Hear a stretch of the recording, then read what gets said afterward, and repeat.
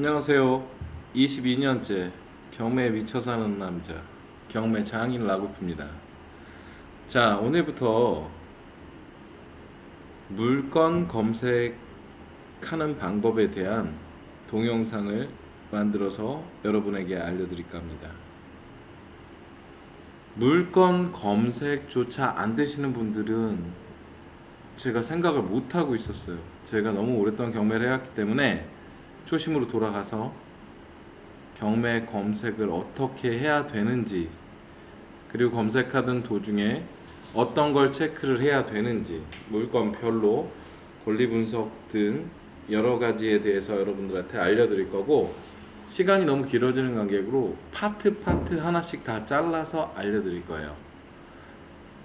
저는 유료 사이트를 쓰지만 여러분들이 무료 사이트를 이용하고 싶으신 분들이 분명히 계실 텐데, 저도 22년 전에 경매를 처음 배울 때는 이렇게 사용했습니다. 대법원 경매를 검색을 하고, 뭐 광고하시는 분들 빼고 밑으로 내려오시다 보면 대한민국 법원 경매 정보라고 국가에서 운영하는, 대법원에서 운영하는 경매 정보에 대해서 얻을 수 있는 사이트가 있어요. 이건 무료예요. 근데 제가 왜 이걸 안 쓰냐 하면, 여기서 물건 검색을 하시다 보면 여러 가지 방법으로 확인을 하실 수가 있는데, 여기 보시면 부동산 동산도 나뉘어 있죠. 소재 지번으로 해서 집 가까운 데서부터 출발을 하실 거예요. 대부분 누구나 똑같습니다. 경매에 입문하는 사람들은 내가 가장 잘 아는 지역인, 내가 지금 살고 있는 지역, 혹여 아니면 고향이 따로 있으신 분들은 고향부터 검색해서 내가 잘 아는 지역부터 관심을 가지고 공부를 하게 돼 있어요. 이렇게 해서 검색을 한번 해보면 동까지 찍어서 검색을 대부분 하게 되는데, 이렇게 찍어보면 이렇게 나옵니다.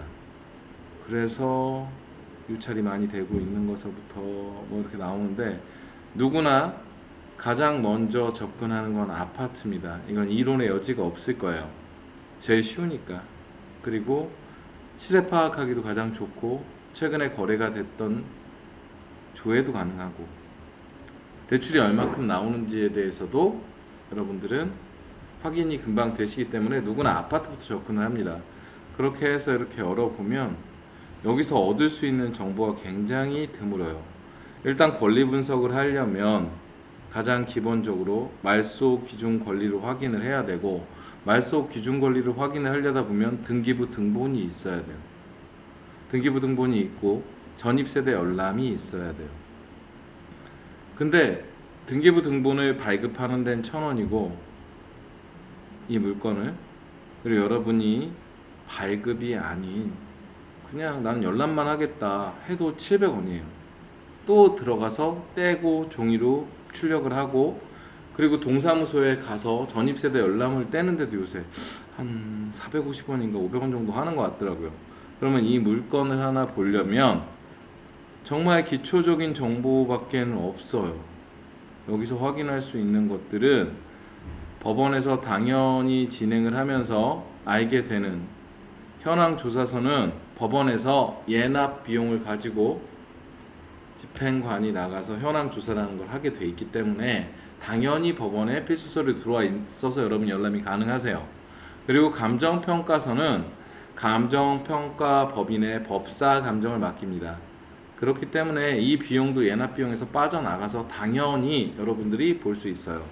근데 여기서는 지금 제가 얘기했던 권리 분석이 가능한 서류를 보려면 서류를 열람할 수 있는 게 사실은 건건이 1,200원 정도를 소비를 하셔야 돼요. 그래서 저같이 전국에 물건을 많이 보는 사람들은 이걸 이용해서 권리 분석을 하는 게 더 비싸다는 생각을 하기 때문에 유료 사이트를 사용합니다. 그래서 여러분들도 그 방법에 대해서 제가 잠깐 알려드린 거고, 실제 제가 쓰고 있는 유료 사이트, 저 여기랑 아무 관계 없습니다. 제가 처음에 경매를 할 때는 22년 전에는 이 옥션원이라는 사이트가 없었어요. 그 당시에는 주구나 사나, 지금도 있습니다, 지지 옥션이라고 뭐 www.ggi.co.kr 치면 여러분 지금도 들어갈 수 있을 만큼 굉장히 오랜 시간 동안 그걸 보다가 옥션1이 사실은 전신은 굿옥션이라고 굿옥션 사이트를 만들면서 후발주자고 데이터가 부족한 상태에서 새 출발을 하는 신생 기업이었기 때문에 GG 옥션의 반값 정도로 스타트를 했어요. 그래서 저도 GG 옥션을 보다가 이 굿옥션으로 넘어와서 중독이 됐죠. 제가 처음에 볼 때는 반값도 정상가였고 거기서 특별 행사로 한 25% 정도 금액, GG 옥션이 100만원 정도 하면 굿옥션은 한 25만원에 1년에 볼 수 있는, 지금도 후발주자들이 따라와요. 탱크 옥션이나 뭐 스피드 옥션이나 이런 것들이 있는데 저는 워낙 이 툴에 이미 길들여져 있고 GG 옥션 쓰다가 옥션으로 넘어올 때도 사실 힘들었습니다. 그래서 유료 사이트를 쓰는 게 바꾸는 게 쉽지 않아요. 이 검색 툴이 너무 저처럼 10여 년 동안 익숙해져 있는 사람들은 검색 툴을 바꾸는 게 좀 쉽지 않아서 저는 옥션1에서 여러분한테 물건 검색하는 방법을 알려드리려고 합니다. 옥션1 로고 밑에 있는 경매 검색에 종합 검색을 누르시면 됩니다. 그리고 내가 원하는 지법별로, 나는 인천지법이나 서울중앙지법, 동부지법, 서부지원이나 이렇게 다 나와 있는 걸 보고 싶다 하시면 의정부 고양, 나는 일산 살아 그래서 난 아파트를 여기서 찾을 거야 하면 고양 지원 누르시고 아파트 누르시고, 정렬은 누구나 싸게 사고 싶어서 경매를 하기 때문에 검색 툴 처음에 사용하시는 분들은 전부 똑같이 유찰 횟수 내림 차순을 쓰게 됩니다. 이래서 검색을 하시면 유찰이 많이 된 것부터 나와요. 그래서 어떤 게 이거를 유찰시켰는가, 어떤 원인이 있는가에 대해서 사실은 알아보는 게 좋습니다. 특별한 이유가 있는지, 권리 분석이 어렵고 권리 하자가 있고 인수금액이 있는지, 이런 것들에 대해 살펴보게 되고 2023 타경 6207호 아파트 경매를 한번 살펴보겠습니다. 감정가는 5억 5,600이었고 지금 두 번 유찰돼서 30%씩 저감이 됩니다. 고양지원은. 그래서 49% 2억 7,244만 원이 입찰할 수 있는 최저 금액이 됐습니다. 그래서 그러면 이게 얼마나 싼 거야 라고 궁금하시잖아요. 그러면 더 밑으로 내려가시면 돼요. 최근에 국토교통부 실거래가에 얼마나 거래가 됐었는지 여기에 딱 명기가 되어 있죠. 전용면적 134.97제곱미터, 시세를 눌러보겠습니다. 이렇게 누르면 최근에 얼마에 거래가 됐었는지 확인을 할 수 있는데, 여기는 이쪽으로 오셔서 면적을 딱 누르시면 같은 면적 거래된 것들이 최근에 3억 5천 15층, 탑층인가? 다른 데보다 많이 떨어졌네요. 그리고 2023년 3분기 같은 11층 8월 달에는 4억 4,600, 봄인 3월 23일에는 9층이 4억 낙찰이 됐네요.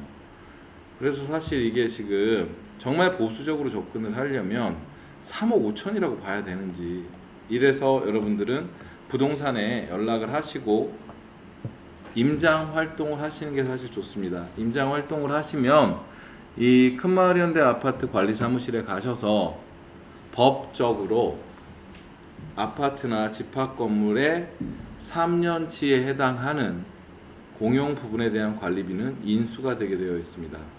좀 더 자세히 설명을 해드리면 이거는 단기 채권으로서 소멸시효가 3년입니다. 그래서 여러분들이 소유권을 받기 이전의 3년치는 여러분한테 인수가 된다고 보시면 됩니다. 그렇게 해서 이게 지금 시세가 3억 5천이면은 지난번에 유찰되는 게 당연하겠죠. 4억이라고 하더라도 이 금액에 입찰하지는 않습니다. 그러면 여기서 또 뭘 살펴봐야 될까요? 두 번째로는 권리 분석을 해봐야 되는데, 제가 아까 등기부등본을 띄워야 된다 그랬잖아요. 그래서 말소 기준 권리라는 걸 찾아서 내가 인수할 게 있는지, 사실 이 말소 기준 권리 이전에 설정된 권리는 경매에 여러분 권리 분석은 크게 세 가지의 원칙과 기준을 가지고 있습니다. 첫째는 잉여의 법칙이 있습니다.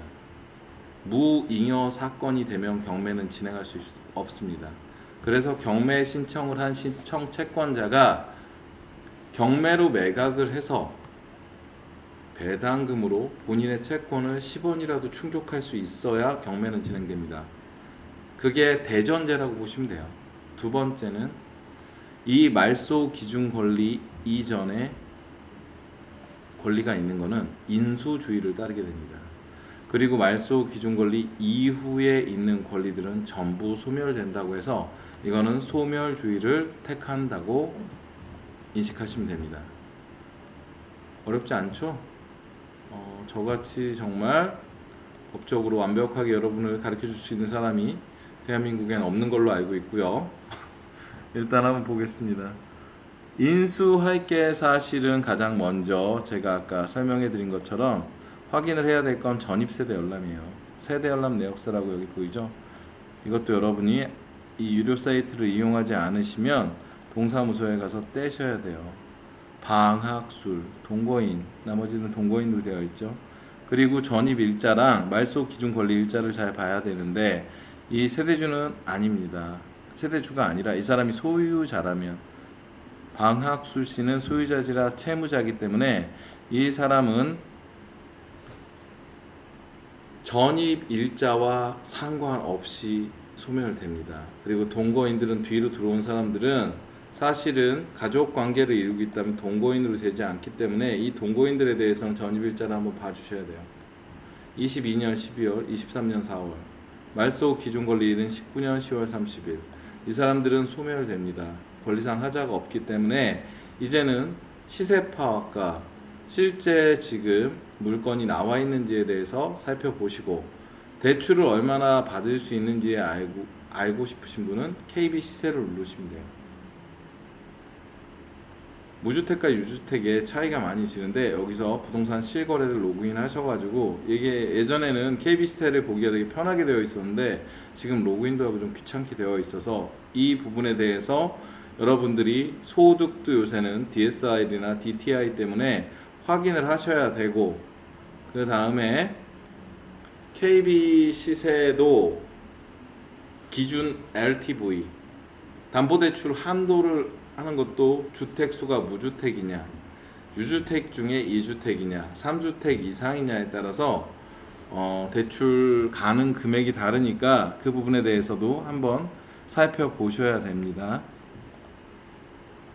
자, 이렇게 해서 아파트에 대한 가장 기초적인 검색과 여러분들이 입찰을 할 수 있는 권리 분석에 대해서 알아봤고 다음 시간부터는 똑같은 아파트에 대한 권리 분석을 하는 게 아니라 여러분들의 요청이 있을 때 다시 영상을 제작하기로 하고 다음서부터는 다세대주택, 근린상가, 근린시설, 숙박시설, 공장 등 모든 파트 또는 토지 파트 그 뒤에 더 발전해서 나갔을 땐 특수물건을 검색해서 권리관계를 따져보는 것까지 실제 검색 엔진을 유료 검색 엔진을 이용해서 제가 여러분들한테 설명을 드리려고 합니다. 자, 오늘은 아파트의 입찰을 위한 검색과 권리 분석, 기타 체크해야 될 사항에 대해서 강의해 드렸습니다. 좋은 주말 보내시고 다음 영상에서 뵙겠습니다. 구독과 좋아요, 알림 설정은 사랑입니다.